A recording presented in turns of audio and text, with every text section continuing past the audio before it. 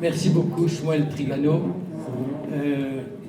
On vous aurait, vous aussi, comme tous les autres amis qui sont intervenus ce soir, on vous aurait écouté pendant des heures, mais il se fait tard, raison pour laquelle nous avons prévu quelques questions, mais 2 ou 3 questions, sauf si vous en aviez. Voilà, je vois déjà 4 mains qui se lèvent, 5 mains qui se lèvent, je limiterai à ces 5 mains qui se lèvent, et je crois que vous étiez le premier. Alors, à qui vous adressez-vous? À madame. Et aussi une réflexion à monsieur. Il arrive. Voilà. J'aurais préféré m'adresser à vous avec une djellaba, parce que je suis né au Maroc, de famille Ettlinger-Oppenheimer, qui ont toujours été orthodoxes des petites villes et des petits villages, et qui n'ont jamais accepté chez nous. Il y avait encore Mizrach, c'est-à-dire le mur de dénotation.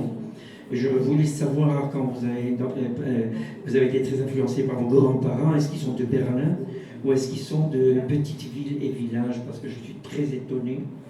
Et que le discours qui était ici, comme je vous dis, j'aurais aimé être ici avec Medjelaba, parce que je suis du Maroc espagnol par mon père, et que ma mère a vécu 40 ans donc, au Maroc, et on n'a pas connu toutes les crasses allemandes, disons des Allemands de religion mosaïque.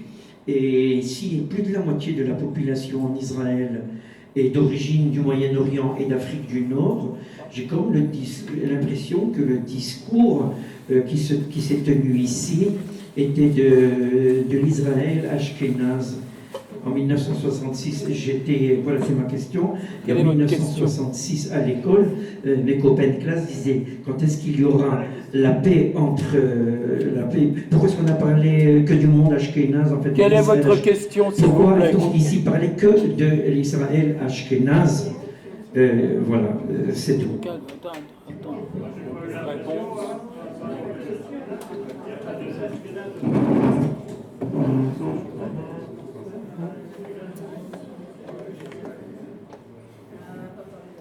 Non, mais c'est 2 choses différentes en fait. D'une part, j'ai parlé de mes grands-parents du kibbutz, mais moi aussi j'ai des grands-parents marocains, donc l'un ne va pas sans l'autre. Je pense que oui, bien sûr, le caractère occidentalisé d'Israël a été beaucoup fixé par ses fondateurs socialistes, et donc ashkénazes et donc occidentaux. Mais c'est un peu la même chose, c'est-à-dire que la synthèse de tous les combats sociologiques qui ont existé en Israël ces dernières années, ça peut notamment aussi aboutir à des symboles, parce que moi je parlais de symboles dans la vie politique comme représentation de ce qu'on projette, notamment à l'étranger, mais pas que. Ça peut aboutir à davantage de symboles, mais je pense, pour moi, la réflexion, elle est surtout intérieure. D'accord ? Et d'ailleurs, mes grands-parents marocains, ils étaient communistes. Bien. Jacques. Ma question est... Alors déplace-toi ici pour utiliser le micro, s'il te plaît. Ma question s'adresse d'abord à M. Jérozolemski.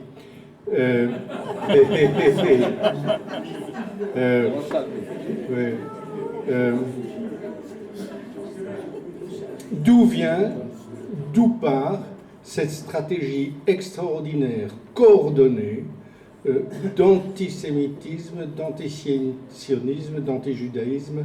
C'est quand même une stratégie admirable sur le plan tactique, sur le plan stratégique. Elle est coordonnée. Les financements viennent d'où? Est-ce qu'il y a une tête à tout cela, ou bien ce sont des têtes multiples? Et donc ça, c'est une première chose. Et ma deuxième question, en miroir, c'est par rapport à Israël, comment se fait-il qu'il y ait une telle absence de stratégie par rapport à ce qui se passe?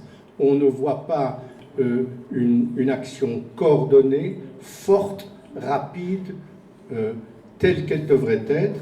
Et je suis surpris que sur ce plan-là, même à l'armée, nous avons nos héros qui sont des héros jusqu'au grade, oserais-je dire, de colonel.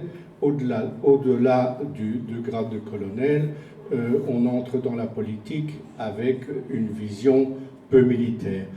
Et enfin, ma dernière Quelle question... est ta question Et ma dernière question est pour madame. Le judaïsme américain, qui compte 6 millions d'habitants, que va-t-il devenir?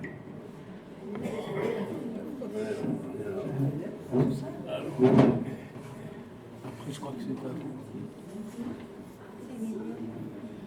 Bon, on va la faire bref pour qui finance la campagne d'antisémitisme. Les derniers en date donc, qui font ça très bien, ce sont les frères musulmans, qui ont des antennes principalement au Qatar, mais dans d'autres pays arabes. L'antisémitisme est endémique dans la culture arabe, mais il est aussi dans la culture polonaise, dans la culture, je ne sais pas moi, pas presque partout, sauf dans des tas d'endroits du monde où il n'y a pas d'antisémitisme parce que c'est un juif. Vous allez en Thaïlande, il n'y aura pas beaucoup d'antisémitisme parce qu'ils n'ont aucune idée de qui nous sommes. Il y a un antisionisme chinois, mais c'est un antisionisme politique, donc c'est quelque chose qui n'est pas raciste, c'est un calcul très très cynique des Chinois pour exploiter les divergences dans le monde occidental. Donc en gros, de tout ça, de ce marasme d'ailleurs dans lequel le monde se trouve aujourd'hui, eh bien, profitent les méchants. Et donc, effectivement, le Qatar, l'Iran, même la Corée du Nord, les Chinois, donc, sont en train de profiter de ce marasme, et ils financent donc à coup d'argent tout simplement. Donc derrière les grandes universités américaines, vous trouverez du fric des frères musulmans. Derrière Sciences Po, vous trouverez du fric. Vous trouverez des profs de Sciences Po qui sont invités mystérieusement pour donner des conférences au Bahreïn, dans un hôtel 5 étoiles avec des super restos. Ils ne sont pas vraiment payés, mais bon voilà. Et vous trouverez bien sûr des complicités locales, comme je l'ai dit, un terreau fertile qui fait que voilà, ça marche. Alors, le reste, Israël fait ce qu'il peut, comme tout le monde. Personne n'a jamais vaincu l'antisémitisme. Les gens les plus éminents, les plus intelligents qui ont prétendu pouvoir le faire se sont plantés. Je le dis et je le répète, vous ne changerez jamais un antisémite, il restera antisémite. C'est une maladie incurable. Je pense qu'il y aura beaucoup de progrès qui seront faits sur le cancer avant qu'on en fasse sur l'antisémitisme. Et donc, je le répète, ne perdons pas notre temps. Alors c'est vrai qu'Israël devrait faire plus, ça je suis d'accord, pour assister la diaspora dans ce combat, parce qu'aujourd'hui c'est une osmose, hein, donc ce qui fait mal aux Juifs en diaspora, c'est mauvais pour nous, ce qui fait mal aux Israéliens, c'est mauvais pour les Juifs de diaspora. Ils ont au moins réussi ça. Là où il y avait déjà une sorte de distance un petit peu entre la diaspora et Israël, là on a resserré les rangs, maintenant on est vraiment tous dans le même bateau, les Ashkénazes, les Séfarades, tout ce que vous voulez, vous inquiétez pas, chez les antisémites on ne fait pas le détail. Et donc, restent les militaires, que peuvent-ils faire? Je crois qu'ils ont fait beaucoup, peut-être même beaucoup trop. Méritons-nous vraiment ces sacrifices? Méritons-nous vraiment que ces 300 jeunes soldats soient morts pour nous? Je n'en suis pas sûr. Il faudrait que nous le méritions. Il faudrait que la société israélienne se montre un petit peu plus méritante de ce sacrifice énorme qu'ont fait les soldats. Et en ce qui concerne les généraux, je suis tout à fait avec vous, avec une différence. C'est qui m'a posé la question? Je vous regarde vous, mais c'est vous. La politique commence déjà au grade de commandant et lieutenant-colonel. Ok? Dans toutes les promotions, il y a la politique. Vous êtes l'homme de tel général, vous êtes affilié à telle école de pensée stratégique dans l'armée. La politique, il y en a partout, même dans l'armée. Évidemment, quand c'est les rangs supérieurs, eh ben, les généraux pensent à la retraite et ce qu'ils vont faire après. Et quand ils ne trouvent pas un bon job dans l'industrie militaire ou écrire un bouquin, ben, ils font de la politique, comme vous l'avez vu. Et résultat des courses, vous le voyez aussi. Voilà. L'embêtant, c'est pour l'industrie militaire, c'est qu'ils ne peuvent pas aller à Paris en ce moment à Eurosatory. Ah si, ils vont y aller, il y en a les 3/4 ont la double nationalité, ils ont des passeports américains, ils vont se débrouiller. D'ailleurs, point de détail, appel a été interjeté à l'encontre de la décision du juge de référé de Bobigny, mais je ne connais pas, au moment où je vous parle, quelle a été la décision de la Cour d'appel de Paris. Sur le judaïsme américain? Myriam. Bon, alors, je ne vais pas vous faire tout le résumé de mon master en 5 minutes, mais le judaïsme américain, vous avez raison, c'est entre 5 et 7 millions de gens aujourd'hui. Pas le sondage, comment on dit, l'étude du Centre Pew, qui est le grand centre d'études sociologiques aux États-Unis, disent qu'ils sont à 70% de mariage mixte aujourd'hui, de la jeune génération, et ceux qui se marient, et il y en a beaucoup qui ne se marient pas. Et de ceux qui se marient, donc on a les 30% qui ne sont pas mixtes, et dans les 70, on a 30% qui considèrent que c'est important d'élever leurs enfants juifs. Donc, in fine, quand mes enfants seront grands, il y aura nettement moins de juifs américains qui se déclareront juifs, en tout cas.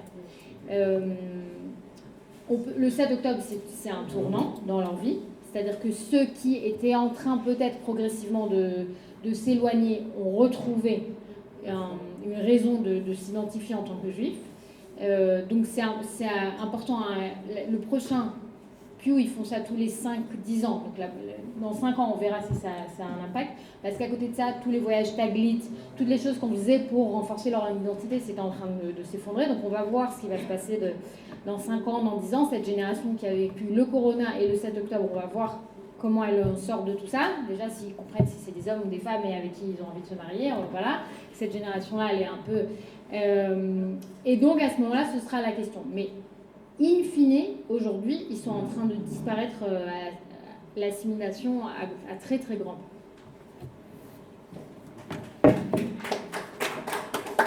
Avant-dernière question. Je m'adresse aux 5 intervenants. D'une certaine façon, vous êtes le fer de lance de ceux qui fomentent notre attitude, qui nous aident à nous placer. Pourquoi omettez-vous de dire que, en fait, nous sommes une génération qui avons eu un âge d'or d'un demi-siècle sur le dos de 6 millions de victimes. Mais qu'à part ce demi-siècle, l'histoire n'est que anti-juif. Il y a un livre très intéressant écrit par un professeur américain, David Nirenberg, qui s'appelle Anti-judaïsme, qui d'ailleurs est, je pense, humblement, un nom plus correct que antisémitisme, et je crois que nous devrions l'employer plus qu'antisémitisme, où en fait c'est un cours d'université de 650 pages, où il remonte l'antijudaïsme au temps des Romains, avec cette fameuse île éléphantine où il y avait des juifs. Et naturellement, le christianisme et le protestantisme et tout. Et même cette fameuse période d'illuminé 15e siècle. Quelle est votre question? Quelle est votre question, s'il vous plaît? Pourquoi est-ce que nos intervenants, je l'ai dit dès le départ, pourquoi nos intervenants ne font pas référence à ce qu'a été le lot du judaïsme depuis 4500 ans et nous aident à nous renforcer, oui, à continuer le combat, c'est certain, mais pas à déprimer, pas à faire comme si le ciel nous tombe sur la tête et puiser des forces comme ce peuple l'a fait depuis tellement de millénaires. Merci. Je suis navré, il y a encore une dernière question, madame. Bien. Madame, quelle est votre question? Mais c'est la dernière question.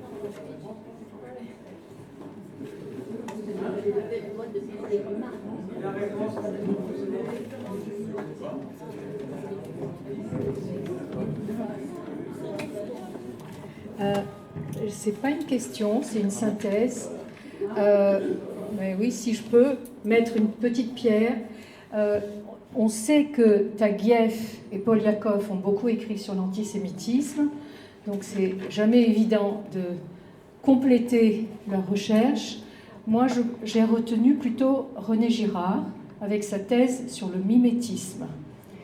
Et ce qui est intéressant avec René Girard, c'est qu'il explique que la question de l'imitation, du mimétisme, elle est directement rattachée à la violence et à l'évacuation.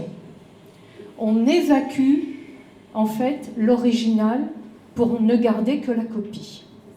Et en tant que psychanalyste, je peux dire que c'est toute l'histoire du second qui ne veut rien d'autre être que le premier. Donc ça c'est un point sur lequel je voulais revenir. Maintenant, je veux dire, pour ce qui est de l'inflation et de la perversion médiatique de tous les médias, enfin des journaux, c'est une question en fait de perversité. Le pervers, qu'est-ce qu'il fait? Il torsade. Il torsade et en même temps, il fait appel à un retournement.